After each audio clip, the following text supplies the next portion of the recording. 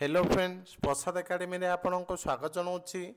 देखंतु Odisha staff selection commission तरफ LTR recruitment को लेकिन आपण गोटे इंपोर्टेंट अपडेट आसी तो कौन रही से अपडेट चलतु डिटेल देखा।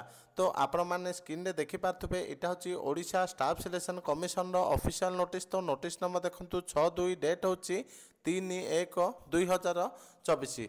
तो देखंतु यही नोटिस रे जो इंपोर्टेंट अपडेट अच्छी मुझे आपको डायरेक्ट कही दूची। तो आपण जो एलटीआर नोटिफिकेशन आसी जोटा कि 6025 पदवी तो तार ऑनलाइन एप्लिकेशन डेट दि जाइए।